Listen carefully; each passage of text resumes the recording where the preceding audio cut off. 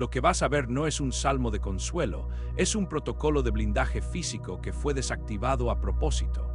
En el año 405, la Iglesia tomó el original en hebreo y lo domesticó. No fue un error de traducción, fue una operación de control. Eliminaron la frecuencia exacta que activa la protección en tu cuerpo. Hoy, por primera vez, vamos a desenterrar el código que el Vaticano no quiere que leas. Si creías que el Salmo 91 era solo poesía, prepárate. Estás a punto de entender por qué los antiguos lo usaban como un escudo real. El Salmo 91 tiene 16 versículos, todos conocidos, todos repetidos en iglesias, hospitales, funerales. Pero hay una palabra en el versículo 1, una sola palabra en hebreo que ningún pastor ha explicado desde el púlpito. Esa palabra es Sada. En la mayoría de las Biblias modernas, Sada parece traducida como todopoderoso, correcto en superficie, devastadoramente incompleto en profundidad. Sada viene de la raíz hebrea Sadad, que significa el que derrama, el que nutre, el que sostiene desde adentro. Los rabinos del Talmud de Babilonia, el texto compilado entre los años 220 y 550 de la Era Común, lo definían como aquel cuya presencia es suficiente para contener el caos. No era un título de fuerza bruta, era un título de contención biológica, de campo de protección. Los traductores lo convirtieron en todopoderoso porque era más manejable, más devocional, menos activable. Decodifica la estructura técnica del versículo 1 y encontrarás algo que ninguna liturgia te ha dado, una instrucción de posicionamiento. El que habita al abrigo del Altísimo morará bajo la sombra del Sada. En hebreo, el verbo yasab, traducido aquí como habitar, no significa simplemente vivir en un lugar, significa sentarse en postura de consejo. Implica quietud deliberada, postura corporal específica y atención enfocada. No es casual que la neurociencia moderna, específicamente los estudios de coherencia cardíaca del Instituto HeartMath de California, publicados en el año 2016, haya documentado que la postura corporal durante la oración activa y meditación dirigida modifica la variabilidad de la frecuencia cardíaca, lo que a su vez reduce los marcadores de inflamación sistémica. El texto hebreo describía un protocolo. La traducción convirtió ese protocolo en una metáfora decorativa. Avanza al versículo 4 y aparece la imagen más censurada de todo el Salmo. Con sus plumas te cubrirá y debajo de sus alas estarás seguro. La mayoría de los oyentes escucha esto como poesía lírica, una imagen tierna, pero la palabra hebrea original para plumas en este versículo es hebra, y hebra no significa únicamente la pluma de un ave. En los textos de Qumrán, los manuscritos del Mar Muerto, descubiertos en el año 1947 en cuevas a orillas del Mar Muerto de Israel, hebra aparece como término técnico para describir el despliegue de un campo de energía que rodea un ser. No es ornamental, es funcional. Los manuscritos de Qumrán incluyen un documento llamado el Salterio de Qumrán, que contiene variaciones del Salmo 91 con adiciones que no aparecen en el texto masorético estándar. En esas variaciones, el versículo 4 va acompañado de instrucciones de recitación. El texto debía pronunciarse en voz audible, con respiración controlada, porque la vibración sonora era parte integral del mecanismo de activación. La Iglesia conoce los manuscritos de Qumrán desde su descubrimiento. El Vaticano tuvo acceso a rollos fotográficos antes de que se publicara la primera edición académica completa en el año 1991. 44 años de acceso exclusivo a textos que recontextualizan la Biblia que enseñan.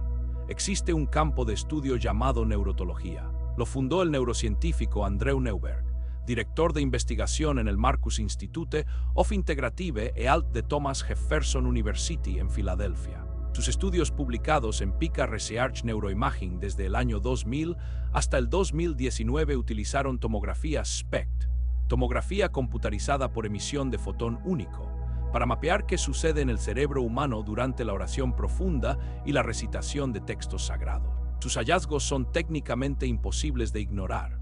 Durante la recitación en voz audible de textos con estructura rítmica y repetición semántica, exactamente la estructura del Salmo 91 en hebreo antiguo, el lóbulo parietal superior, específicamente la zona que Neuberg llama la zona de orientación, reduce su actividad de manera medible. Esa zona es la responsable de construir el límite entre yo y lo que no soy yo. Cuando su actividad disminuye, el sistema nervioso experimenta lo que la neurociencia describe como expansión de conciencia de campo. Los textos hebreos tenían un nombre para eso, Debekut, la unión. Newberg no llama a esto religioso, lo llama el estado neurológico de menor resistencia sistémica, el estado en el que el cuerpo acepta señales externas sin filtros de defensa. El Salmo 91, leído en su forma original, era un protocolo para entrar en ese estado deliberadamente, con instrucciones específicas de respiración, postura y vocalización que la traducción moderna eliminó por completo. Se entierra el versículo 10 y encontrarás la frase que más se repite en funerales y hospitales de todo el mundo hispanohablante. No te sobrevendrá mal, ni plaga tocará tu morada. En hebreo lo te une el echará a benegalo y boleca. La palabra nega traducida como plaga tiene una raíz específica que los lexicógrafos hebreos del siglo XI, entre ellos David Caimi en sus esferas Sorasim, definieron con precisión técnica. Nega hace referencia específicamente a enfermedades de origen inflamatorio que se expresan en la piel y en los tejidos blandos. No es una palabra genérica para mal, es una categoría diagnóstica. El texto estaba prometiendo algo muy específico, que bajo el protocolo de SADA, los procesos inflamatorios no encontrarían anclaje en el cuerpo del practicante. En el año 2018, la revista Psycho Neuroendocrinology publicó un metaanálisis de 27 estudios independientes conducidos entre el año 2000 y el año 2016 en universidades de Harvard, UCLA, Oxford y la Universidad de Calgary, que concluía: las personas con práctica espiritual sostenida presentan niveles significativamente menores de la proteína C reactiva, el marcador biológico primario de inflamación sistémica. La promesa de que ninguna plaga tocará tu morada era, en términos de biología moderna, una descripción de un estado inmunológico, no poesía bioquímica. El versículo 11 contiene la cita más famosa del Salmo, la que Satanás usó para tentar a Jesús en el desierto, según el Evangelio de Mateo, capítulo 4, versículos 5 al 7. Pues a sus ángeles mandará acerca de ti, que te guarden en todos tus caminos. Lo que la mayoría no sabe, porque la mayoría no lee los comentarios patrísticos, es que los padres de la Iglesia de los primeros siglos debatieron extensamente sobre qué significaba la palabra griega ángelos cuando se usaba en contexto de protección física. Orígenes de Alejandría, el teólogo del siglo III, cuya obra fue parcialmente condenada por el Segundo Concilio de Constantinopla en el año 553, argumentaba en su tratado Periarchon sobre los principios, que los ángeles de protección no eran seres externos que intervenían ocasionalmente. Eran campos de información que el practicante aprendía a sintonizar mediante práctica vocal y contemplativa específica. Orígenes fue condenado, sus libros quemados, pero sus ideas sobrevivieron en el canon copto y en textos etíopes que Roma nunca logró eliminar del todo. La Iglesia Ortodoxa etíope conserva hasta hoy el libro de Enoch bíblico oficial. Roma lo excluyó.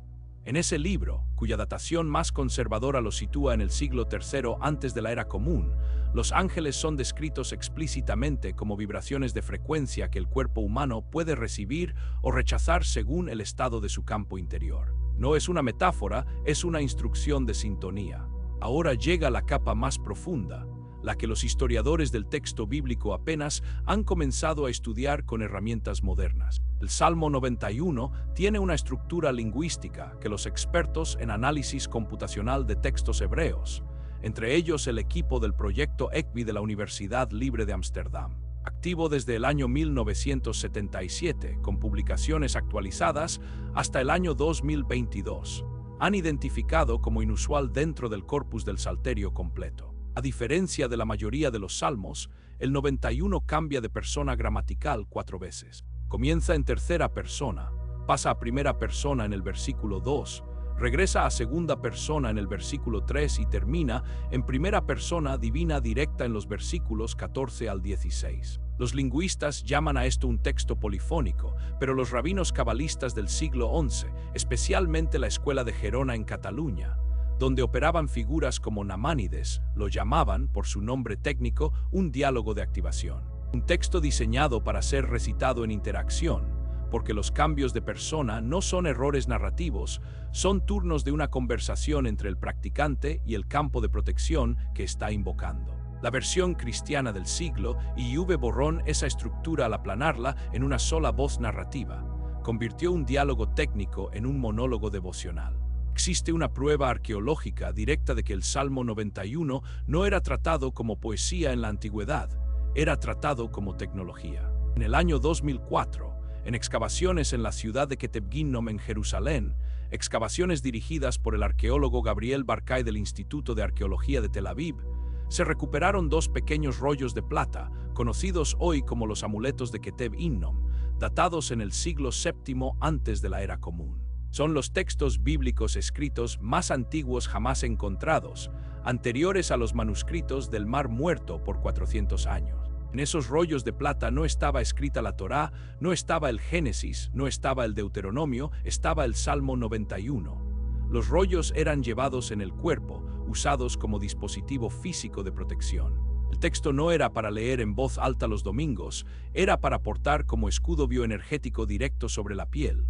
Los textos talmúdicos del Tractate Sebote, el Tratado sobre Juramentos, mencionan el Salmo 91 con el término Sirs el Pegaim, el canto contra los ataques, contra las aflicciones. Era un protocolo de combate espiritual físico. La Iglesia lo convirtió en himno de consuelo. Avanza los versículos 14, 15 y 16. La voz cambia, ya no habla el salmista. Habla Dios en primera persona y lo que dice es específico hasta resultar técnicamente desconcertante.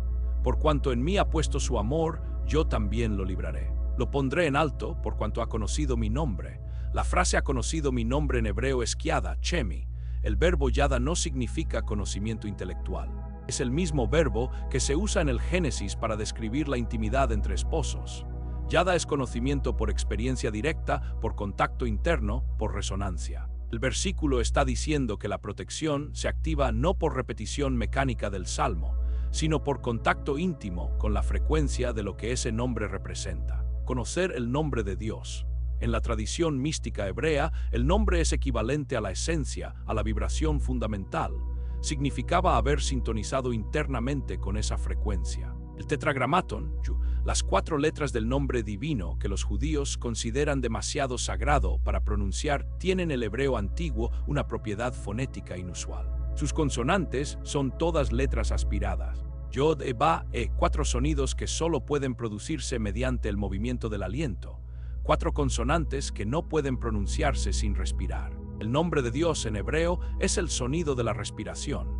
El físico y escritor Greg Braden documentó este argumento fonético en su libro La Matriz Divina, publicado en el año 2007. Y aunque Braden no es un académico clásico, los datos fonéticos que cita están respaldados por la gramática histórica del hebreo bíblico. Las consonantes y son, en efecto, letters aspiradas en el hebreo antiguo.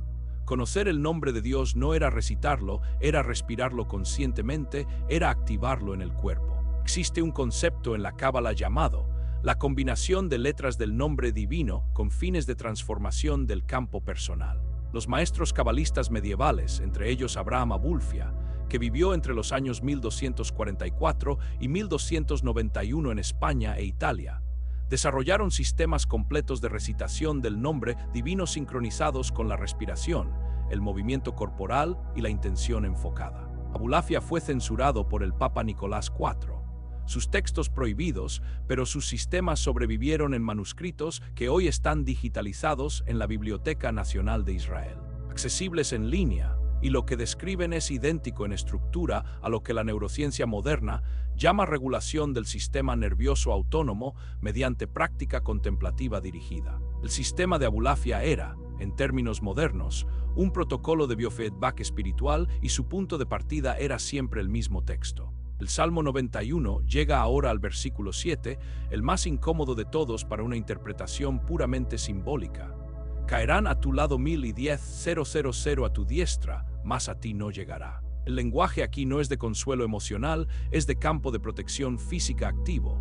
1000 caerán a tu lado, no caerás tú. Los comentaristas rabínicos medievales, especialmente Razi, quien vivió entre los años 1040 y 11105 en Troyes, Francia, interpretaban este versículo como una descripción de protección durante epidemias y guerras, pero añadían una condición que las Biblias de estudio raramente incluyen en sus notas al pie. La protección no era automática, dependía de lo que llamaban kavana, la intención enfocada del practicante durante la recitación. Sin kavana el salmo era texto, con kavana era mecanismo.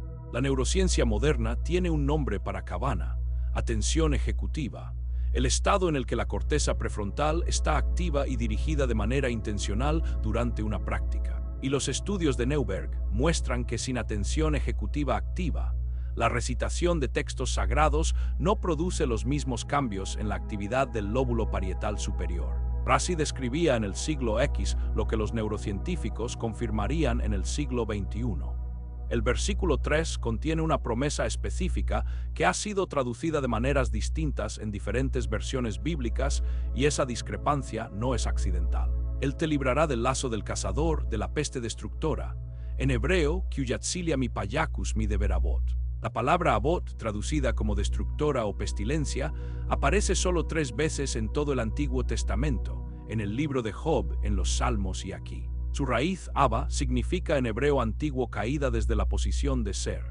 Implica no solo destrucción física, sino colapso de la identidad, de la esencia del ser. La promesa no era solo de supervivencia biológica, suspiro era de integridad del ser, de que aquello que eres esencialmente, tu núcleo, tu identidad ante lo divino, no podía ser fragmentado ni destruido. Los textos gnósticos del siglo II, especialmente el Evangelio de Tomás, descubierto en Nag Hammadi, Egipto, en el año 1945, usan un lenguaje paralelo cuando describen la protección que el conocimiento espiritual verdadero otorga al practicante.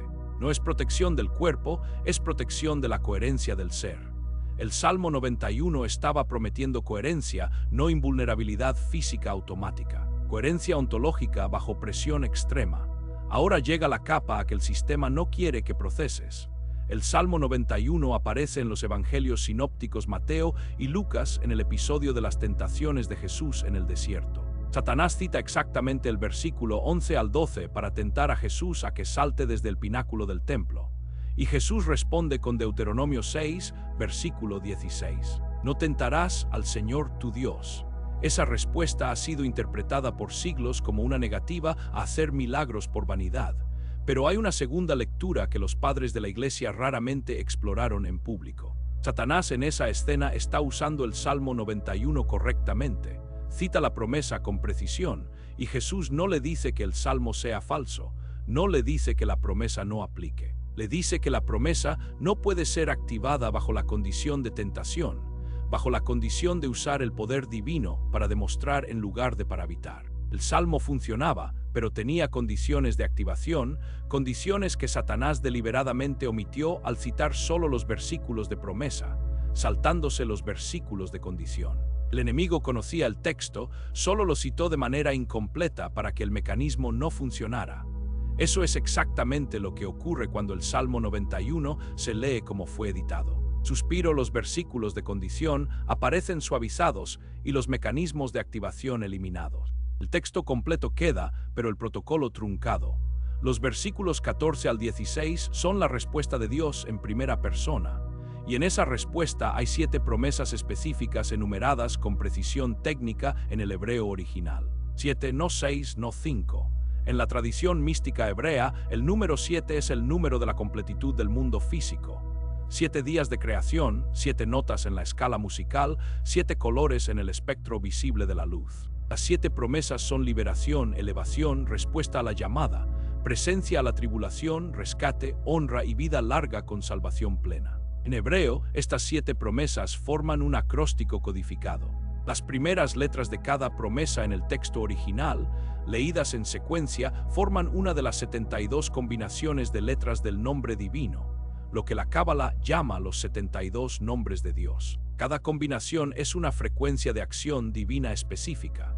El Salmo 91, en su forma original, no terminaba con promesas generales, terminaba con un código de activación.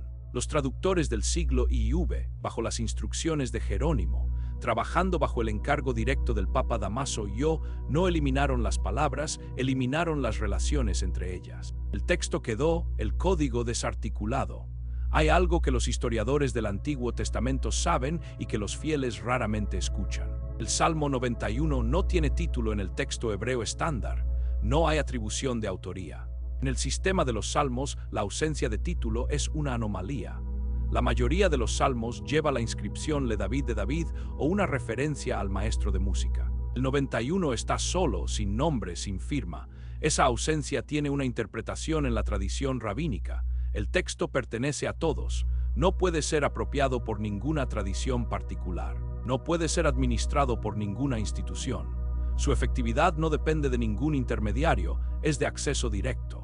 Siempre fue de acceso directo y eso, exactamente eso, era lo que hacía que su forma completa y activable fuera inconveniente para cualquier sistema que dependiera de intermediarios para mantener su poder. Lo que tienes ahora no es solo información histórica, es un protocolo incompleto que tú puedes comenzar a completar.